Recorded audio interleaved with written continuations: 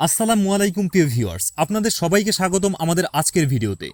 সাধারণত প্রতি বছর জুলাই মাস সরকারি চাকরিজীবীদের জন্য একটি খুশির বার্তা নিয়ে আসে 5% সাধারণ ইনক্রিমেন্ট। কিন্তু এবার একটি নির্দিষ্ট অংশের সরকারি চাকরিজীবীদের জন্য জুলাই মাসটা আনন্দের বদলে নিয়ে আসছে নতুন এক দুশ্চিন্তা। হ্যাঁ, আমরা কথা বলছি সেই সকল সরকারি চাকরিজীবী নিয়ে যারা তাদের বর্তমান বেতন স্কেলের শেষ ধাপে পৌঁছে গেছেন। আগামী জুলাই থেকে তাদের বেতন আর 5% সাধারণ ইনক্রিমেন্ট যোগ হবে না। কেন এমন হচ্ছে, এর ফল কি হতে পারে এবং সমাধানেই বা কি, চলুন বিস্তারিত জেনে নেই আজকের ভিডিওতে। 1.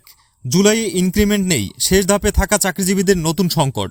বাংলাদেশের সরকারি চাকরিজীবীদের বেতন স্কেলের একটি নির্দিষ্ট ধাপ থাকে। যখন একজন কর্মচারী তার বেতন স্কেলের সর্বোচ্চ বা শেষ ধাপে পৌঁছে যান, তখন স্বয়ংক্রিয়ভাবে প্রতি বছর যে 5% সাধারণ ইনক্রিমেন্ট যোগ হয় তা বন্ধ হয়ে যায়। আগামী জুলাই মাস থেকে এই নিয়মটি সেই সকল সরকারি চাকরিজীবীদের জন্য কার্যকর হবে যারা তাদের বেতন স্কেলের চূড়ান্ত পর্যায়ে পৌঁছে গেছেন। এর মানে হলো, প্রতি বছর জুলাই মাসে যে আর্থিক বৃদ্ধি তাদের আয়ের সাথে যুক্ত হতো তা আর হবে না। হঠাৎ করে এই ইনক্রিমেন্ট বন্ধ হয়ে যাওয়া তাদের জন্য একটি বড় আর্থিক সংকটের কারণ হয়ে দাঁড়িয়েছে, বিশেষ করে বর্তমান দ্রব্যমূল্যের ঊর্ধ্বগতির বাজারে।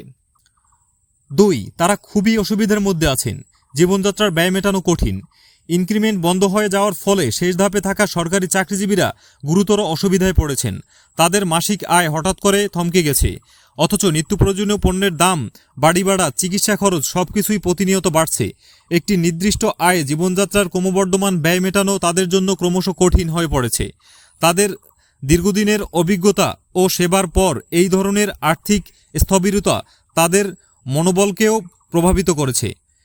অনেকে মনে করছেন এটি এক ধরনের বঞ্চনা, যেখানে তাদের পরিশ্রমের সঠিক মূল্যায়ন হচ্ছে না। 3.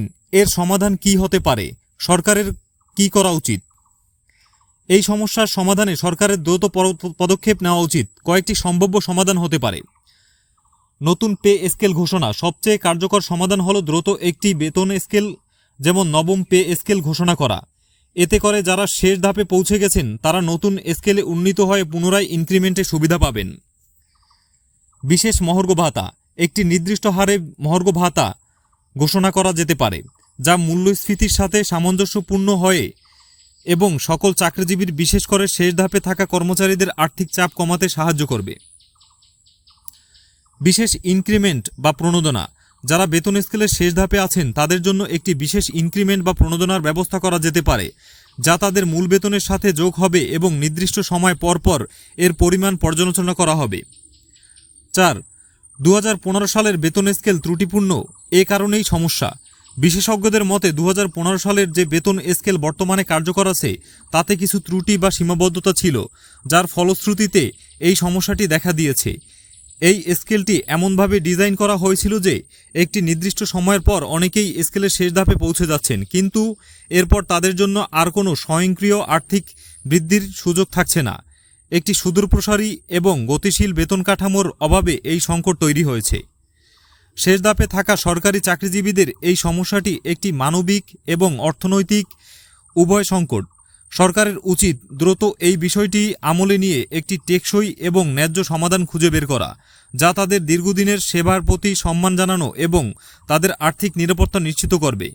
প্রিয় দর্শক, এই বিষয়ে আপনার কি মতামত? যারা বেতন স্কেলের শেষ ধাপে আছেন তাদের জন্য সরকারের কি করা উচিত বলে আপনি মনে করেন? আপনাদের মূল্যবান মন্তব্য কমেন্ট বক্সে জানাতে ভুলবেন না। ভিডিওটি ভালো লাগলে লাইক করুন, শেয়ার করুন এবং আমাদের চ্যানেলটি সাবস্ক্রাইব করে আমাদের সাথেই থাকুন। আল্লাহ হাফেজ।